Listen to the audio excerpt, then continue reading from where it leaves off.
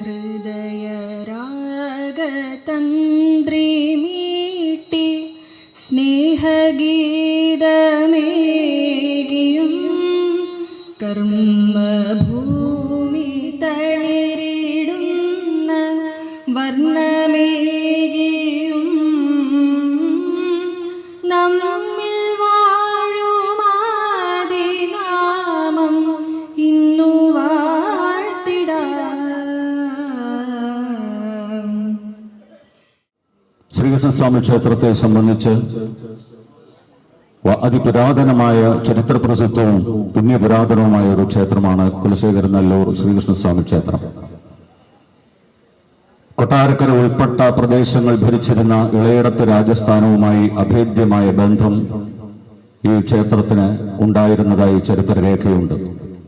ഇന്ന് യോഗം ഉദ്ഘാടനം ചെയ്യുന്നത് ഞാൻ വളരെ ബഹുമാനപ്പെട്ട മന്ത്രിയുടെ മൂത്ത സഹോദരി ഉഷ, ഞാനും ഞങ്ങൾ രണ്ടുപേരും ക്ലാസ്മേറ്റ്സ് ആണ്. അപ്പോ ആ ചെറുപ്രായത്തിൽ മുതലേ കാണുന്ന ഒന്നാണ്. ബാലകൃഷ്ണ സാറുമായിട്ട് എൻ്റെ അച്ഛൻ്റെ അടുപ്പം എന്ന് പറയുന്നത്, അച്ഛൻ്റെ രാഷ്ട്രീയം കേവലം സാറിൽ മാത്രം ഒതുങ്ങി നിൽക്കുന്ന ഒരു രാഷ്ട്രീയമാണ്, വേറെ ഒന്നും പറയാൻ അവിടെ പറ്റില്ല. അങ്ങനെയുള്ള ആ ആർ ബാലകൃഷ്ണ സാറിന്റെ മകൻ ശ്രീ KB ഗണേഷ് കുമാർ അവർ അങ്ങനെ ഒരു സിനിമാ നടൻ കൂടിയായ നമുക്ക് ഏവർക്കും ഏറെ അഭിമാനിക്കാവുന്ന ബഹുമാനപ്പെട്ട നമ്മുടെ നാട്ടുകാരൻ ശ്രീ KB ഗണേഷ് കുമാർ അവരെ നിങ്ങളുടെ എല്ലാവരുടെയും പേരിൽ ഹാർദമായി സ്വാഗതം ചെയ്യും. അദ്ദേഹം തന്നെ വെച്ച നിർദ്ദേശം പുഷ്പം വേണ്ട, പകരം പുസ്തകം മതി. അതുകൊണ്ട് പുസ്തകം തന്നെയാണ് ഞങ്ങൾ കരുതിയത്. നിശബ്ദനായി മറ്റുള്ളവർക്ക് വേണ്ടിയും NSSന് വേണ്ടിയും നിലകൊള്ളുന്ന സേവന മനോഭാവത്തിന്റെ ആകത്തുകയെന്ന് വിശേഷിപ്പിക്കുന്ന നമ്മുടെ എല്ലാവരുടെയും പ്രിയങ്കരനായ തങ്കോമള ചേട്ടനെ വളരെ ആദരപൂർവ്വം ഈ ചടങ്ങിലേക്ക് സ്വാഗതം ചെയ്യും.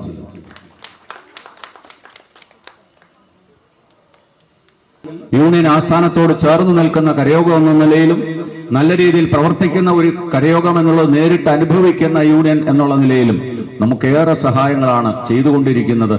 നന്ദിപൂർവ്വം അത് സ്മരിച്ചുകൊണ്ട് യൂണിയൻ സെക്രട്ടറി ചടങ്ങിലേക്ക് ആദരപൂർവ്വം ഹാർദമായി സ്വാഗതം ചെയ്യും. ഈ നവരാത്രി അവസരത്തിൽ നമ്മളുടെ ക്ഷണം സ്വീകരിച്ചെത്തിയിട്ടുള്ള നിങ്ങൾക്ക് എല്ലാവർക്കും നല്ല ഒരു നവരാത്രി ആശംസകൾ ഞാൻ നേരുകയാണ്. നമ്മളുടെ ആദരണീയനായ മന്ത്രി നമുക്ക് സന്ദേശം നൽകുന്നതിന് വേണ്ടി ഇവിടെ എത്തിയിട്ടുണ്ട്. നമ്മളുടെ സ്വാഗത പ്രാസംഗികൻ പറഞ്ഞതുപോലെ ശരിക്കും നമ്മൾ ഇന്ന് ഇവിടെ നിൽക്കുന്നതിന്റെ, നമ്മൾ ഇവിടെ ഇങ്ങനൊരു വേദിയിൽ നിൽക്കാനുള്ള ഒരു അടിസ്ഥാന കാരണം ബഹുമാനപ്പെട്ട മന്ത്രിയും നമ്മളുടെ ബഹുമാന്യനായ തങ്കമള ചേട്ടനും ശ്രീ അനിൽകുമാർ അവറുകളും ഒക്കെയാണ്. നമ്മളുടെ ഇന്നത്തെ ഈ സാംസ്കാരിക സമ്മേളനം ഉദ്ഘാടനം ചെയ്യുന്നത് ആദരണീയനായ ശ്രീ KB ഗണേഷ് കുമാർ അവറുകളാണ്. അദ്ദേഹത്തെ ഉദ്ഘാടന കർമ്മം നിർവഹിക്കുന്നതിനായി ഹൃദയപൂർവ്വം ക്ഷണിച്ചുകൊള്ളുന്നു.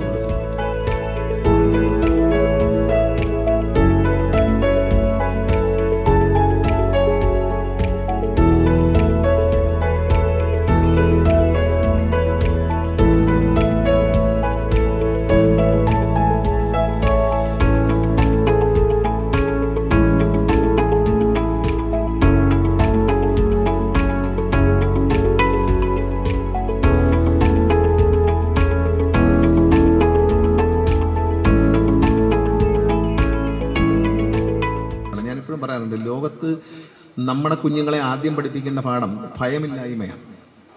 നമ്മുടെ കുഞ്ഞുങ്ങളെ നമ്മൾ ഭാരതത്തിൽ നമ്മൾ ശ്രദ്ധിച്ചറിയാം, മറ്റു ഇവിടെ പ്രത്യേകിച്ച് തെക്കേ ഇന്ത്യയിലും കേരളത്തിലും കുഞ്ഞുങ്ങളെ ഭയപ്പെടുത്തിയാണ് ജീവിപ്പിക്കുന്നത്. നമ്മളെപ്പോഴും അവരെ പേടിപ്പിച്ച് നിർത്തും. ഈ ആനയെ മെരുക്കുന്ന പോലെയാണ്, വടി കാണിച്ച് പേടിപ്പിച്ച് നിർത്തും എന്ന് പറയുന്നത്. നമ്മളെ കുഞ്ഞുങ്ങളെ പലപ്പോഴും നമ്മൾ സ്നേഹിച്ച് നിർത്തുകയല്ല, പേടിപ്പിച്ച് നിർത്തുകയാണ് ചെയ്യുന്നത്. അതായത് നിങ്ങളെ ഇപ്പോൾ റോഡിലോട്ട് ഒരു കുഞ്ഞ് എത്തി നോക്കിയാൽ പറയും, ആ പണ്ട് എൻ്റെയൊക്കെ ഓർമ്മയിലുണ്ട്, പിച്ചക്കാരൻ പിടിച്ചോണ്ട് പോകും എന്ന് പറഞ്ഞിട്ട് കൊണ്ടുപോയി കണ്ണു കുത്തി പൊട്ടിക്കും എന്നൊക്കെ പറഞ്ഞ് പേടിപ്പിച്ച്. അപ്പം ഉള്ളിൻ്റെ ഉള്ളിൽ ഞാനിപ്പോഴും പറയാറുണ്ട്, KSRTCയുടെ മന്ത്രിയാണെങ്കിലും കണ്ടക്ടറെ പേടിയാന്ന് പറയുന്ന ഒരു തമാശയുണ്ട്. ആ തമാശയുടെ കാര്യം വെച്ചാൽ ബസ്സിൽ കയറിയാണെങ്കിൽ അമ്മ പറയും കയ്യും തലയൊന്നും പുറത്തിടാൻ നോക്കും. അപ്പോൾ അമ്മ പറയുന്നത് കണ്ടക്ടർ വഴക്കുറയും. ഈ കാക്കിയിട്ട കണ്ടക്ടർ ഒരു ഭയങ്കര ബില്ലനായിട്ട് മാറിയിട്ടാണ് ഞാൻ 2001 മന്ത്രിയായപ്പോൾ കണ്ടക്ടറുടെ യൂണിഫോം കാക്കിയിൽ നിന്ന് നീല കളറിലേക്ക് മാറ്റിയത്. കാരണം ഈ കാക്കിയിട്ട കണ്ടക്ടർ നമ്മളെ പിടിച്ച് തിന്നും എന്നുള്ള പേടി. അപ്പോൾ എൻ്റെ കൂടെ കൊട്ടായക്കര സ്കൂളിൽ പഠിക്കുമ്പം ഭാസ്കരൻപിള്ള വക്കീലിൻ്റെ മകൻ മോഹൻലാൽ, ഇപ്പോൾ ഹൈക്കോടതി വക്കീലാണ്. മോഹൻലാൽ എൻ്റെ കൂടെ സ്കൂളിൽ പോകാൻ വേണ്ടി വരും. അപ്പം വട്ടക്കാട്ട രാമേന്ദ്രനെ ഞാനും ഇല്ല. അപ്പോൾ മോഹൻലാൽ അവിടെ വഴിക്കുന്ന് കയറും, വഴിക്കുന്ന് ഞങ്ങളുടെ കൂടെ ചേരും. ഞങ്ങൾ രണ്ടുപേരും വട്ടക്കാട്ട രാമേന്ദ്രനെ ഞാനും ഇവിടുന്ന് നടന്നു പോകുമ്പോൾ വഴിയിൽ നിന്ന് മുരളീധര സ്റ്റോഴ്സ് ആയിരുന്നു അവിടെ എത്തുന്നതിന് മുമ്പേ കയറും. നമ്മുടെ NSS താലൂക്ക് ഓഫീസിന് മുമ്പിൽ നിന്ന് കയറും. മോഹൻലാൽ അതിനപ്പുറത്ത് താമസിക്കുന്നത്. മോഹൻലാലിൻ്റെ പ്രശ്നം പറഞ്ഞാൽ മോഹൻലാൽ അച്ഛൻ വക്കീലൊക്കെ, പക്ഷേ നീ കൂർത്ത തുപ്പി വെച്ച പോലീസാണ്, നിക്കറിട്ട പോലീസാണ്. അപ്പോൾ ഈ പോലീസ് അവിടെ നിന്ന് കോടതി ഉള്ളതുകൊണ്ട് പോലീസ് ഒരു വെള്ള പേപ്പറൊക്കെ ആയിട്ട് ഈ മടക്കി ഒരു വെള്ള പേപ്പറുമായിട്ട് പോലീസ് താഴോട്ട് വരും. അപ്പോൾ താഴോട്ട് ഈ സബ് ജയിലിൽ പോയി ആളെ കൊണ്ടുവന്ന് അവിടെ ഹാജരാക്കാൻ കൊണ്ടുപോകാം. ഈ പോലീസിനെ കാണുമ്പോൾ ഈ മോഹൻലാൽ പോലീസ് വരുന്നു. എനിക്ക് ഈ പോലീസിനെ ഭയങ്കര പേടിയായിട്ട് മാറി. ഇങ്ങനെ ഈ മോഹൻലാൽ കാരണം അല്ലെങ്കിൽ പോലീസിനെ പേടിക്കാൻ നമ്മളെല്ലാം മോട്ടിച്ചിട്ടുണ്ട്. പോലീസിനെ പേടിക്കേണ്ട കാര്യം എന്താ, നമ്മളൊന്നും മോട്ടിക്കുന്നില്ല. പക്ഷേ ഈ പേടി എന്ന് പറയുന്ന വികാരം നമ്മളെ മനസ്സിൽ കുത്തിവെക്കുകയാണ്. അപ്പോൾ മോഹൻലാലിനെ രാമേന്ദ്രന് എനിക്കും പോലീസിനെ പേടിയില്ല. പക്ഷേ മോഹൻലാൽ പറഞ്ഞ് ഞങ്ങൾക്ക് പേടിയാണ്. അവിടുന്ന് വരുമ്പോൾ രാമേന്ദ്രൻ്റെ അച്ഛൻ വക്കീല, എൻ്റെ അച്ഛൻ MLA, മോഹൻലാലിൻ്റെ അച്ഛൻ വക്കീല. പക്ഷേ മോഹൻലാലിൻ്റെ പോലീസിനെ കണ്ട പേടിയാണ്. പോലീസ് വരുന്നു പറയുമ്പോഴത്തേക്കും ഈ പോലീസ് നമ്മളെ എന്തോ ചെയ്യും എന്നുള്ള പേടിയാണ്. അങ്ങനെ ഈ കണ്ടക്ടറെ പേടിപ്പിക്കുക, പോലീസിനെ പേടിപ്പിക്കുക, സാറന്മാരെ പേടിപ്പിക്കുക, ഹെഡ് മാസ്റ്ററെ പേടിപ്പിക്കുക, ഇങ്ങനെ പേടിപ്പിച്ച് അത് അമ്മയുടെ വ്യത്യസ്തമായ നമ്മുടെ സ്വന്തം അമ്മയെ പെറ്റമ്മ എടുത്ത് നോക്കും. വാത്സല്യം, ദേഷ്യം, വഴക്ക് പറയും, ശാസിക്കൽ, പിന്നെ പഠിപ്പിച്ചു തരിക, ഇതെല്ലാം ഉണ്ട്. പല പാഠങ്ങളും അമ്മയിൽ നിന്നാണ് പറയുന്നത്. മുലപ്പാൽ കുടിക്കുന്ന പാഠം മുതൽ നമ്മൾ പഠിക്കുന്നത് അമ്മയിൽ നിന്നാണ്. അപ്പം ആ അമ്മയാണ്, ആ അമ്മയുടെ പ്രതിരൂപമാണ് ദേവി എന്ന് പറയുന്നത്. അമ്മയെ എന്ന് വിളിച്ചാണ് നമ്മൾ പ്രാർത്ഥിക്കുന്നത്. സ്വന്തം അമ്മയ്ക്ക് വേണ്ടി നമ്മൾ എന്ത് ചെയ്യുന്നു ആ സ്നേഹം കൊടുക്കുന്നത് പോലെ വിവിധ ഭാവങ്ങളിൽ നമ്മളെ അനുഗ്രഹിക്കുന്ന, നമ്മളെ സ്നേഹിക്കുന്ന ദേവിയോട് തിരിച്ച് അതേ ഭാവത്തിൽ നമ്മൾ അമ്മയുടെ ആ സ്നേഹത്തോടെ, സ്നേഹം എന്ന ഭാവം, അതാണ് ഞാൻ പറയുന്നത്. സ്നേഹമായിരിക്കും ഒരാളുടെ ദൈവം.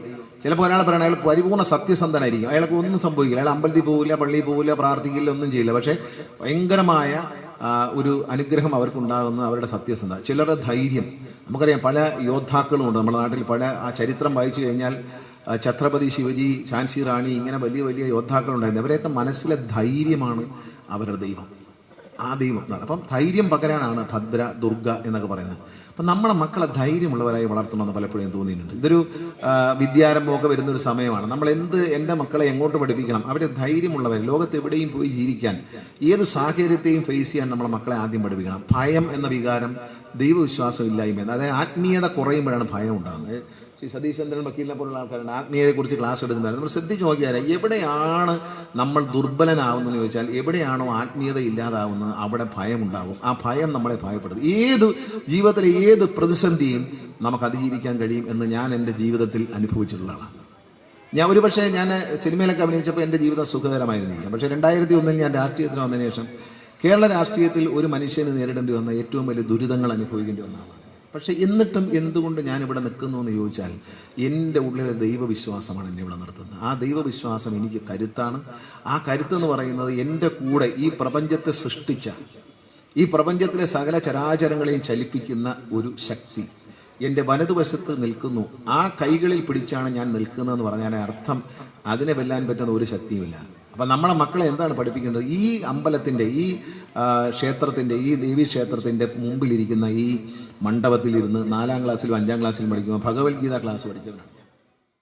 ജീവിതത്തിൽ നമ്മൾ ആത്മഹത്യ, കുഞ്ഞുങ്ങൾ പരീക്ഷയ്ക്ക് തോറ്റാണ് ആത്മഹത്യയാണ്, അമ്മ വഴക്ക് പറഞ്ഞാൽ ആത്മഹത്യ, അച്ഛൻ വഴക്ക് പറഞ്ഞാൽ ആത്മഹത്യയും, പരീക്ഷയ്ക്ക് തോറ്റാലോ എന്ന് പറഞ്ഞ ആത്മഹത്യ, അങ്ങനെ ഒളിച്ചോടുകയാണ്. ജീവിതത്തിൽ നിന്ന് നമ്മുടെ മക്കൾ പ്രായമുള്ളവരായാലും ഇപ്പോൾ ഒരാൾക്ക് കടം വന്നു, ആ കടം വന്നാൽ അതിനെ ആ ചിന്തയോടെ, ആത്മവിശ്വാസത്തോടെ ഇരുന്ന്, ധൈര്യത്തോടെ ഇരുന്ന് ഇതിനെ എനിക്ക് പരിഹരിക്കാൻ കഴിയും, അതിനെന്താണ് ദേവി അല്ലെങ്കിൽ ദേവനോട് ചോദിക്കുക, വിശ്വസിക്കുന്ന ദൈവത്തോട് ചോദിക്കുക എന്താണ് ചെയ്യേണ്ടത്. അപ്പോൾ പറയുമ്പോൾ ചാക്കിനകത്ത് കാശുമായിട്ട് ദൈവം നേരിട്ട് വരില്ല. പക്ഷെ നമുക്കൊരു ഐഡിയ പറഞ്ഞു തരാൻ ഒരാൾ വരും.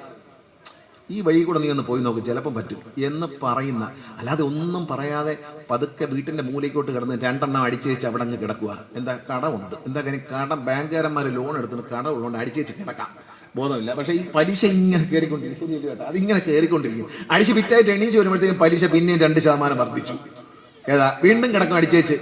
അടിക്കാനുള്ള കാശും കൂടെ വേണം. എന്നാൽ അടിക്കാനുള്ള കാശൊക്കെ ബാങ്കിൽ അടച്ചാൽ സമാനപ്പെടും. അതുമില്ല, 2-3 എണ്ണം കൂടെ അടിച്ചിട്ട് വീണ്ടും കിടക്കും. കിടന്നു കഴിയുമ്പോൾ വീണ്ടും പലിശ കയറിക്കൊണ്ടിരിക്കും.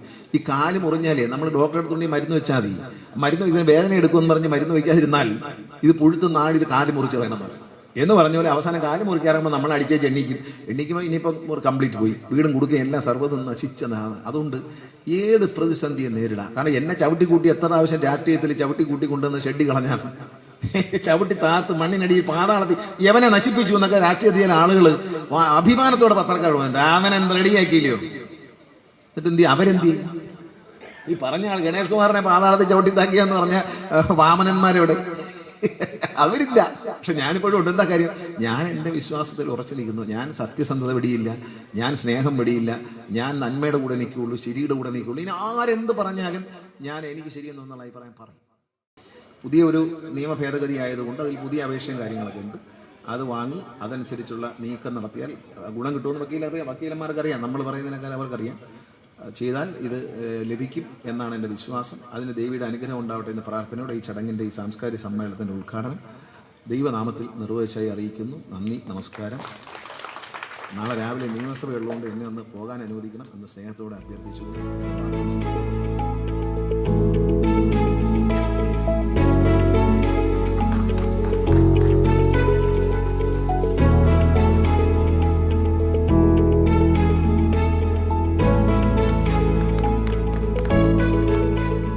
ഈ ക്ഷേത്രത്തിന്റെ തുടർന്നുള്ള എല്ലാ പ്രവർത്തനങ്ങളിലും ഇത് നമ്മുടേതാണ് എന്ന ആത്മവിശ്വാസത്തിലൂടെ തന്നെ നമ്മൾ ഇതിനെ നോക്കിക്കണ്ടുകൊണ്ട് മുന്നോട്ട് പോകാൻ കഴിയണം എന്ന് മാത്രമല്ല, ഇവിടെ നടക്കുന്ന എല്ലാ വിശേഷ പരിപാടികളിലും നമ്മളുടെ ഒരു വലിയ ഭക്തജന കൂട്ടായ്മ, അത് ദേവീക്ഷേത്രമായാലും ശ്രീകൃഷ്ണസ്വാമി ക്ഷേത്രമായാലും നമുക്കുണ്ടാകണം. ഈ ക്യാമ്പസ് എത്രമാത്രം ഭക്തജനങ്ങളുടെ സാന്നിധ്യം വർദ്ധിക്കുന്നുവോ അത്രമാത്രം ചൈതന്യവത്താകും ആ ക്ഷേത്ര സങ്കേതത്തിലൂടെ ലഭിക്കുന്ന നമുക്ക് കിട്ടുന്ന അനുഗ്രഹം എന്നുള്ളതാണ് എൻ്റെ ഒരു വസ്തുത. അപ്പോൾ പരമാവധി ഭക്തജനങ്ങളെ ആകർഷിപ്പിക്കുവാനും അവരെ ക്ഷേത്രത്തിൽ ആരാധന നടത്തുവാനും മറ്റു തര വഴിപാടുകൾ നടത്തുവാനും ഒക്കെ അവസരങ്ങൾ ഒരുക്കാനും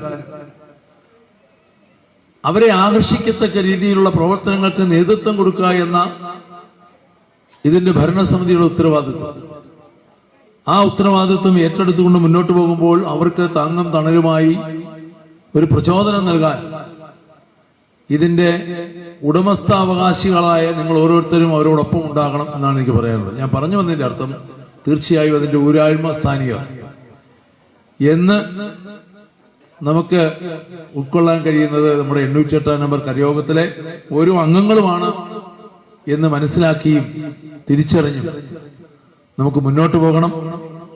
അതിന് നമ്മുടെ ബഹുമാന്യനായ ഗതാഗത വകുപ്പ് മന്ത്രി എന്ന് പറയുന്ന ആള് മന്ത്രിയാണ്, അദ്ദേഹം NSSന്റെ ഡയറക്ട് ബോർഡ് മെമ്പർ ഒക്കെ ആണെങ്കിൽ പോലും അതിനേക്കാൾ അപ്പുറം ഈ ക്ഷേത്രത്തിന്റെ ഊരാഴ്മസ്ഥാനീയരായി പറയപ്പെടുന്ന ആളുകളിൽ ഒരാൾ കൂടിയാണ്. അതാണ് അതിന്റെ പ്രത്യേകത. അങ്ങനെയുള്ള ഒരാള് നമ്മളോടൊപ്പം നിന്നുകൊണ്ട്, നമ്മളിൽ ഒരുവനായി നിന്നുകൊണ്ട് ഈ ക്ഷേത്രത്തിന്റെ നിലവിലുള്ള തർക്കങ്ങൾ പരിഹരിക്കുന്നതിന് ആത്മാർത്ഥമായി നമ്മളോടൊപ്പം ചേർന്ന് നിന്നു. ഒരു വലിയ സമ്മർദ്ദത്തിന് നമ്മൾ ചെലുത്തേണ്ടി വന്നില്ല എന്നുള്ളതാണ് സത്യം. അദ്ദേഹത്തിനോട് സംസാരിക്കുന്ന ഇതിനെക്കുറിച്ച് പറഞ്ഞതിനും ആരും പഠിപ്പിക്കണ്ട, അത് അദ്ദേഹത്തിന് അറിയാം. പക്ഷെ അത് 100% അദ്ദേഹം ഇതിനോട് കാണിച്ച ആ ആത്മാർത്ഥത നമുക്കൊരിക്കലും മറക്കാൻ കഴിയുന്നതല്ല. അത്രയേറെ ആത്മാർത്ഥതയോടെ അദ്ദേഹത്തിൻ്റെതാണ് എന്ന ആ വിശ്വാസത്തിൽ തന്നെയാണ് ഈ ക്ഷേത്രത്തിന്റെ നിയമപരമായ ചില പ്രശ്നങ്ങളിൽ അദ്ദേഹം ഇടപെട്ടത് എന്ന് പറയുമ്പോൾ നമുക്കൊരു വലിയ കരുത്താണ്, നമുക്കൊരു ആത്മബലം പകർന്നു എന്നുള്ളതാണ് സത്യം. മറ്റാരുടെയും മുമ്പിൽ ചെന്ന് ക്യൂ നിൽക്കേണ്ടി വരാതെ നേരിട്ട് ചെന്ന് കയറി ഒറ്റയ്ക്കിരുന്ന് ഈ ആവശ്യങ്ങൾ പറയുവാനും സംസാരിക്കുവാനും ഒക്കെ അവസരം നമുക്ക് കിട്ടി എന്ന് പറയുമ്പോൾ തന്നെ അതൊരു വലിയ അനുഗ്രഹമായിട്ട് കരുതണം എന്നാണ് എനിക്ക് ഈ അവസരത്തിൽ സൂചിപ്പിക്കാനുള്ളത്. മാത്രമല്ല, അതിന് വേണ്ടുന്ന പ്രചോദനം നൽകാൻ നമ്മുടെ ആരാധ്യനായ താലൂക്ക് യൂണിയന്റെ പ്രസിഡന്റ് തങ്കോമ്പിള്ള ചേട്ടന്റെ ഒരു വലിയ ആത്മാർത്ഥമായ ഒരു ഇടപെടൽ, അതിലൂടെ നായർ സർവീസ് സൊസൈറ്റിയുടെ ആരാധ്യനായ ജനറൽ സെക്രട്ടറിയുടെ ശക്തമായ ഇടപെടൽ, ഇതൊക്കെ നമുക്ക് കിട്ടുന്ന ഒരു വലിയ അനുഗ്രഹമായി കരുതണം. ഈ യോഗത്തിന് എത്തിച്ചേർന്ന എല്ലാ വിശിഷ്ട അതിഥികൾക്കും നമ്മുടെ ക്ഷണം സ്വീകരിച്ച് എത്തിച്ചേർന്നിട്ടുള്ള കരയോഗ അംഗങ്ങൾക്കും ബാക്കി വന്ന എല്ലാ അംഗങ്ങൾക്കും ഒറ്റ വാക്കിൽ നന്ദി പറഞ്ഞുകൊണ്ട് നിർത്തുന്നു. നന്ദി, നമസ്കാരം.